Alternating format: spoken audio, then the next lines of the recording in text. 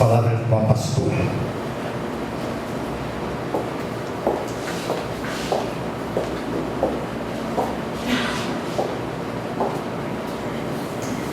Saúdo a igreja com a graça e a paz de nosso Senhor e Salvador, Jesus Cristo. Amém? Amém. Queria pedir licença ao pastor Malco para mais uma vez me dirigir às irmãs. Há mais um varão na igreja, mas a gente sente a direção de falar de modo especial para todos, mas especialmente para as irmãs. Vamos abrir nossa Bíblia no livro das Lamentações do profeta Jeremias, capítulo 3, e nós vamos ler do versículo 39 até o versículo 42.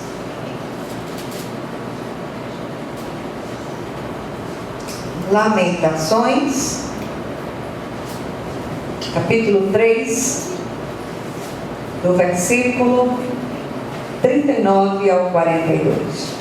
Lamentações está logo depois do livro profético de Jeremias. Todos acharam? Amém.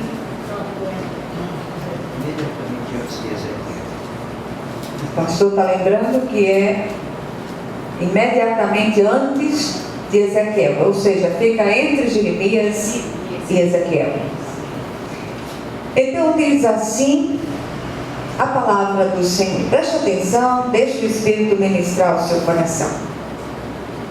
Porque, pois, se queixa o homem vivente, queixe-se cada um dos seus próprios pecados. Esquadrinhemos os nossos caminhos, provemo-los e voltemos para o Senhor. Levantemos o coração juntamente com as mãos para Deus nos céus, dizendo: nós prevaricamos e fomos rebeldes, e tu não nos perdoaste. Amém? Amém.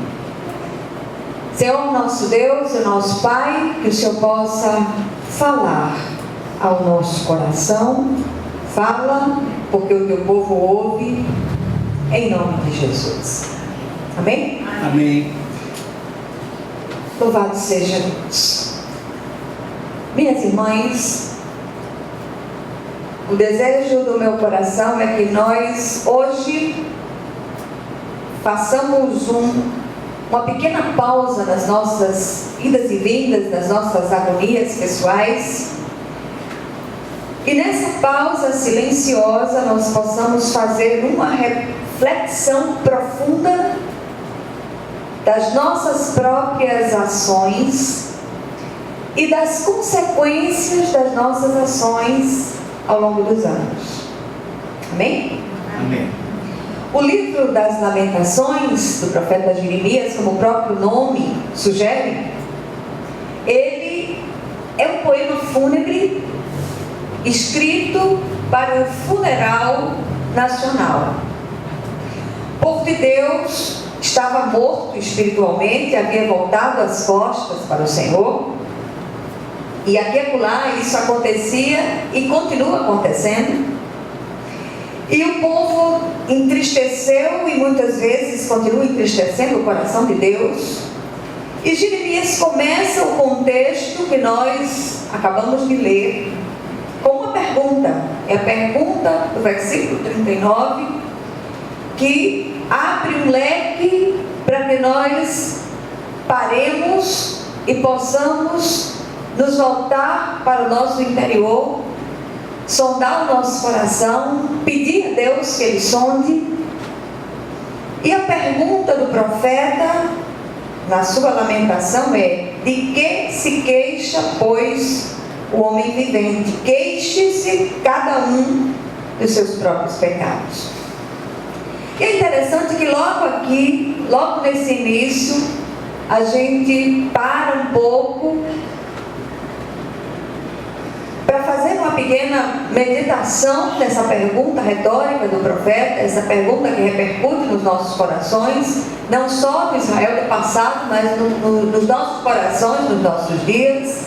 Hoje nós temos visto uma tentativa muito grande de transferir para o adversário coisas feitas por nós, ações feitas por nós, atitudes, pensamentos, para tentar nos livrar das nossas responsabilidades, de atos, de palavras, de pensamentos que insistimos em manter, mesmo tendo sido alcançados pela graça de Deus. Por que os velhos padrões? Por que as velhas formas? Por que as velhas fontes?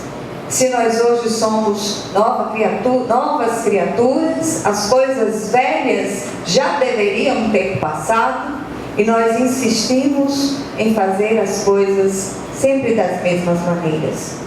A partir do reconhecimento da resposta a essa pergunta, o profeta começa a traçar o caminho para a aplicação da solução. E é exatamente sobre isso que eu queria chamar a atenção dos amados, especialmente das amadas irmãs. Eu gostaria de fazer a mesma pergunta feita pelo profeta ao povo de Deus no passado, a essa pequena porção do povo de Deus que se reúne neste lugar, nesta tarde, convocados pelo Senhor. Certamente você não veio porque você quis, mas você veio porque você recebeu um convite do céu. O Espírito impeliu você até este lugar para que você ouvisse esta palavra. Então, de que temos nos queixado? Sim, porque há tantas queixas no nosso meio, e eu queria fazer só um parêntese. Eu não estou querendo dizer que todas as agonias e estreitos pelos quais passamos é consequência de um pecado pessoal específico, mas que essas situações muitas vezes, ou na maioria absoluta das vezes, é fruto do pecado que jaz à porta, é fruto daquilo que a gente está vendo, o mundo caído, e que a gente vive nele. Mas o nosso grande receio é que estejamos sendo cauterizados em nossa capacidade de julgar a nós mesmos. O grupo de estudo bíblico que nós vamos recomeçar, eu acho que meados de fevereiro, talvez só no início de março, nós sugerimos às irmãs, a um grupo de irmãs que fazem parte desse grupo, porque normalmente os homens se reúnem no sábado, um grupo misto que se reúne no sábado, com alguns diáconos, e nós sugerimos àquelas irmãs que se mentoreassem. O que é mentorear? É você cuidar, é você sondar, é você guiar uma pessoa. Mas eu sugeri que aquelas irmãs se mentoreassem. Deixa outra pessoa do lado. Cuide da sua própria vida.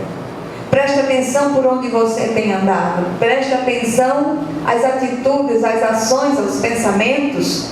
Peça que o Senhor faça uma grande revolução, uma grande faxina no seu coração, para depois você tentar se arvorar, ser mentor ou mentora de alguém.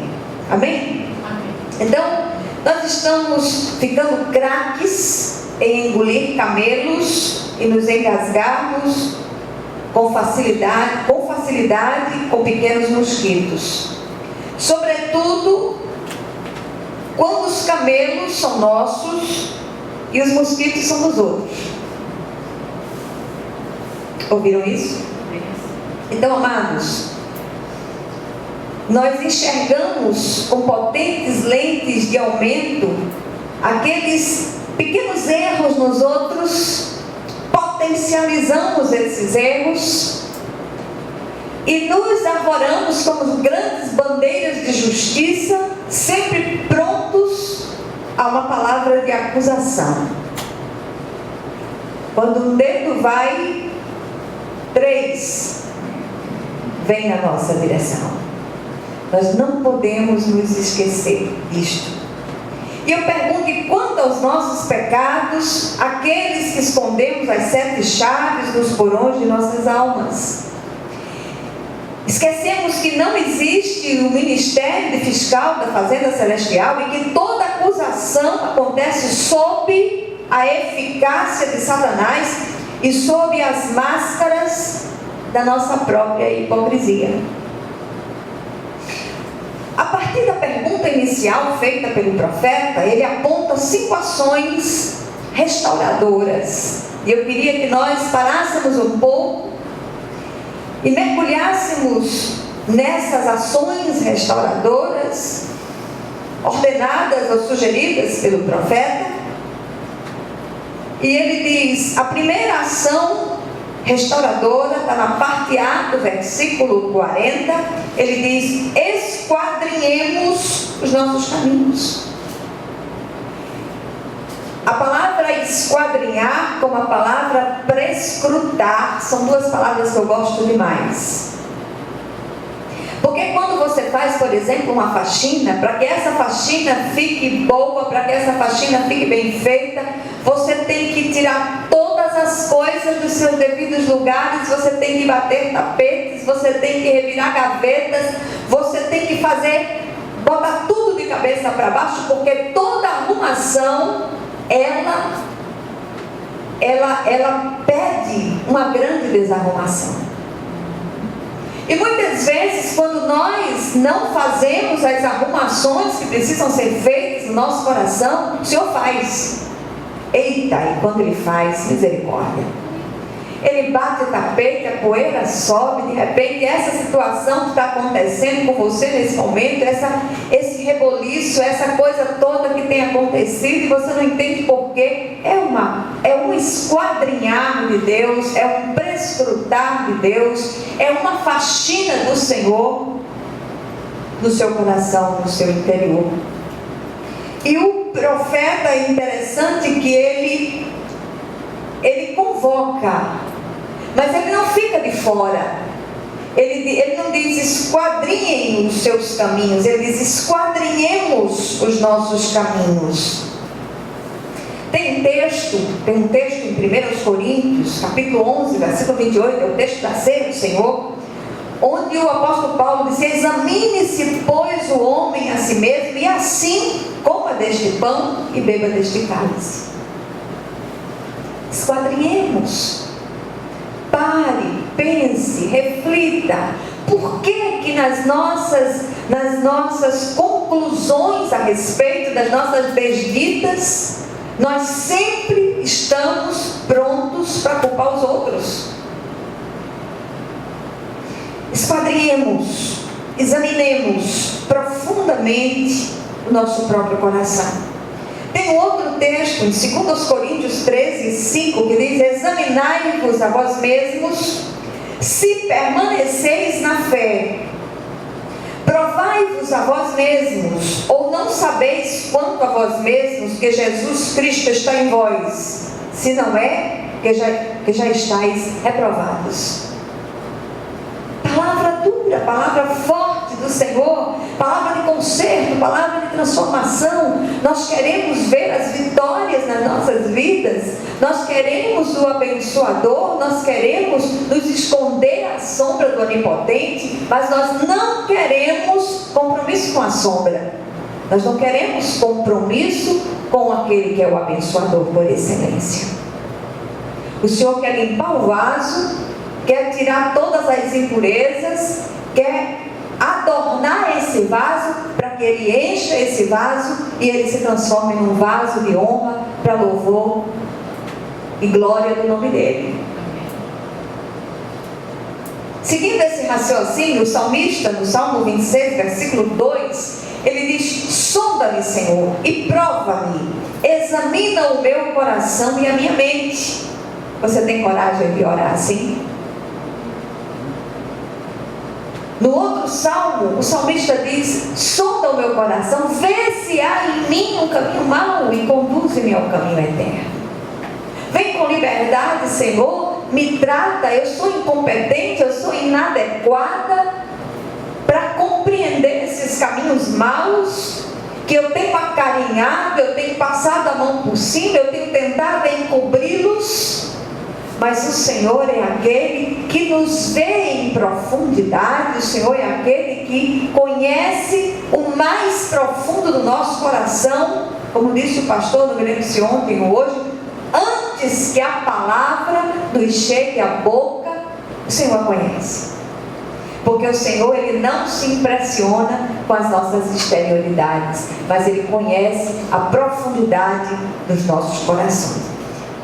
E o profeta continua no seu raciocínio, e ele diz na parte B do versículo, depois de esquadrinharmos os nossos pensamentos, provemo-los. Ou seja, provar os próprios caminhos, descobrir a verdadeira intenção por trás dos nossos caminhos. Qual a intenção? O que é que eu tenho por trás das minhas intenções? Quais são as intenções por trás dos meus pensamentos, das minhas palavras, das minhas ações, das minhas atitudes? Quais as minhas intenções? O Senhor sabe. O Senhor conhece. O Senhor abate o soberbo, mas o Senhor concede sua graça aos humildes. E humilde não é você ter poucos bens materiais, humilde é você depender de Deus, você saber que é um dependente de Deus, você saber que você não é nada em si mesmo, e tudo que você tem, tudo que você é, tudo que você faz, é pela graça de Deus, exclusivamente. Tudo que somos, a nossa suficiência, ela vem só de Deus. Baixa a bola. Amém? Então, meus amados, minhas amadas, a terceira coisa, a terceira ação restauradora proposta pelo profeta no seu poema, ele diz, na parte C do versículo 40, ele diz: e voltemos para o Senhor. Repare que há um crescendo. Primeiro esquadrinhemos os nossos caminhos, provemos-los, descobramos as intenções dos nossos atos e dos nossos caminhos. Voltemos para o Senhor. Profeta Jeremias, mesmo profeta que escreveu Lamentações, no seu livro profético, no capítulo 4, no versículo 1, ele tem ele traz uma palavra da parte do Senhor que eu acho extremamente comovente. Na minha versão, na versão revista e atualizada, o Senhor diz assim: ó Israel, volta para mim. Se voltares, ó Israel, volta para mim. E todas as vezes que eu escuto isso, eu escuto essas palavras do profeta, eu sinto vontade de chorar. E Jeremias era um chorão incorrigível, era chamado de profeta chorão.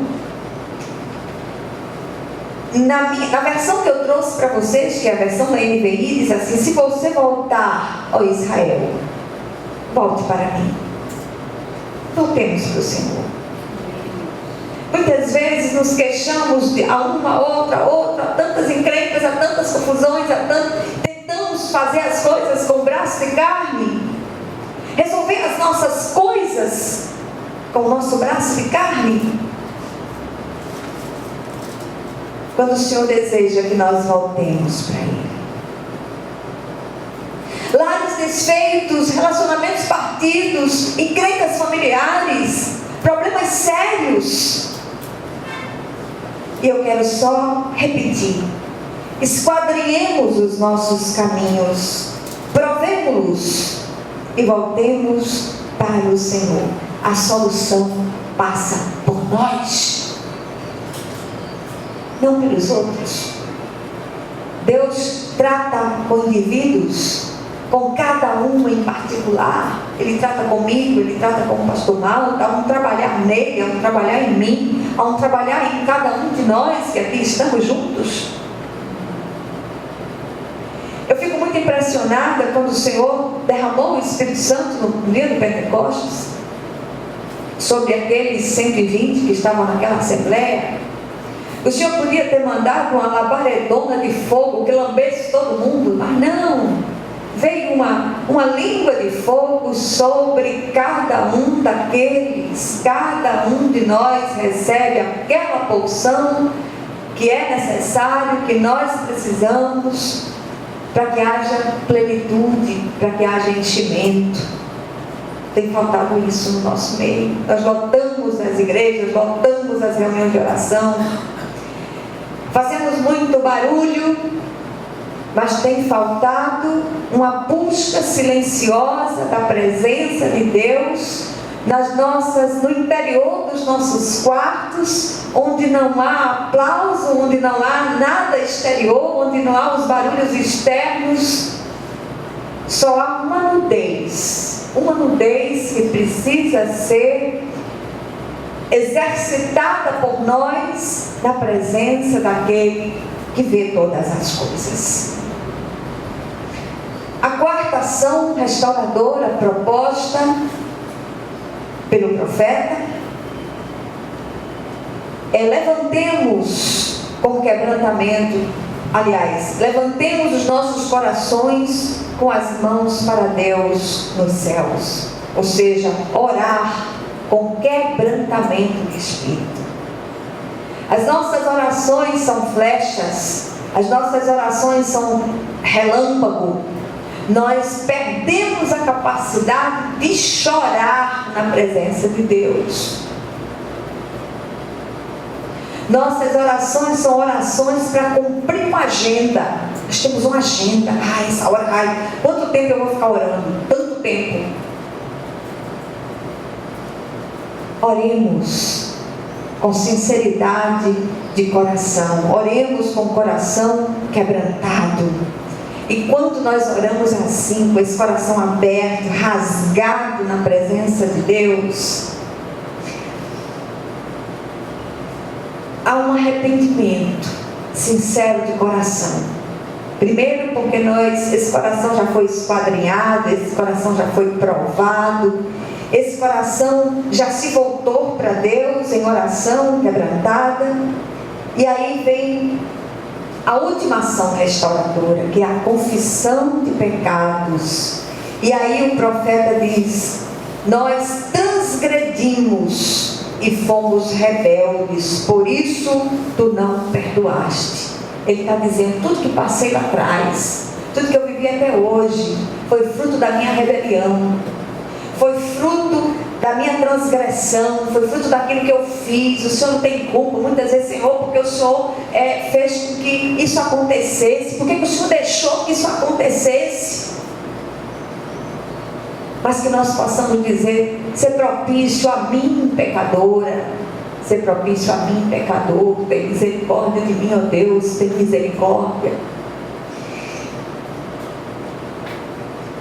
Tem um texto que eu trouxe para vocês, eu transcrevi esse texto para vocês, é um texto que está em Daniel, é uma oração do profeta Daniel, outro profeta.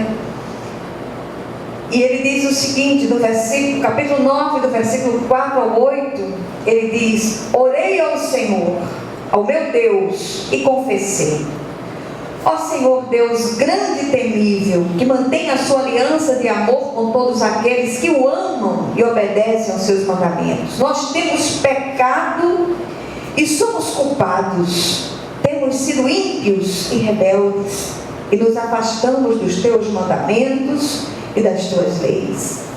Não temos ouvido aos teus servos e os profetas que falaram em teu nome, aos nossos reis, aos nossos líderes e aos nossos antepassados, e a todo o povo desta terra. Senhor, tu és justo, e hoje estamos envergonhados. Sim, nós, o povo de Judá, de Jerusalém, de todo Israel, tanto os que estão perto como os que estão distantes, em todas as terras pelas quais nos espalhaste por causa da nossa infidelidade para contigo.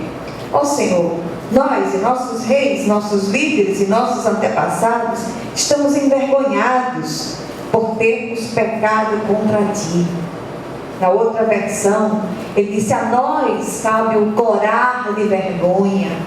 Qual foi a última vez que nós coramos de vergonha? Deus está preparando a igreja para subir. Jesus vem, Maranata, ora vem, Senhor Jesus. Mas o Senhor tem preparado a igreja, e para que haja um avivamento na igreja, é preciso que haja um avivamento em cada um de nós, que aquelas línguas de fogo venham sobre nós como novo Pentecostes, trazendo consciência das nossas próprias transgressões, e que nós possamos dizer como aquele cântico: a começar em mim, quebra coração.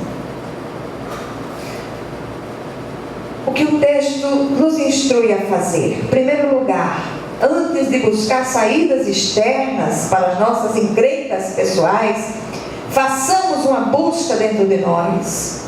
Em segundo lugar, chequemos as intenções do nosso coração enganoso, submetendo a sondagem do Espírito Santo. Voltemos para Deus em arrependimento sincero de coração e oremos, confessando a Ele o nosso pecado. Em quarto lugar, o Senhor é fiel e justo para nos perdoar os pecados e nos purificar de toda injustiça. Que o Senhor, Ele aplique essa porção da palavra ao nosso coração, em nome de Jesus. Vamos nos dividir para orarmos uns pelos outros.